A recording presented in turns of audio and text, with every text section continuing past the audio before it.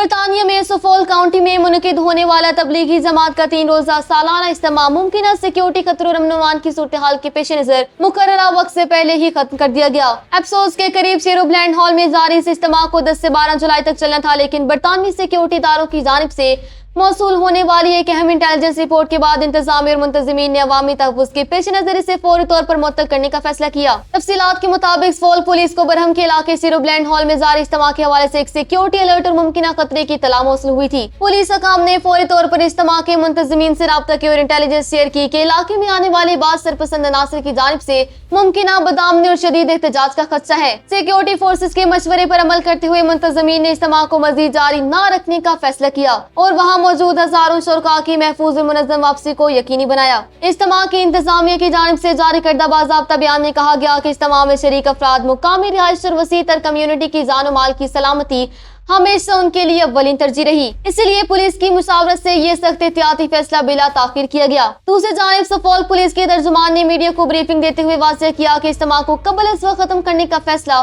محض ایک احتیاطی تدبیر کے طور پر کیا گیا تھا اور اس وقت عوام یا مقامی آبادی کے لیے کسی بڑے یا فوری خطرے کی نشاندہی نہیں ہوئی۔ تاہم پولیس نے موصول ہونے والے اس مبینہ سیکیورٹی خطرے کو انتہائی سنجیدگی سے لیا اور اس کی اصل نوعیت اور پس پردہ محرکات جاننے کے لیے باقاعدہ تحقیقات کا آغاز کر دیا گیا۔ برطانیہ میں سیکیورٹی اداروں کا کہنا ہے کہ علاقے میں امن و امان کی صورتحال اس وقت مکمل طور پر کنٹرول میں ہے اور کسی بھی ناخوشگوار واقعے سے نمٹنے کے لیے سیکیورٹی پیٹرولنگ بڑھا دی گئی۔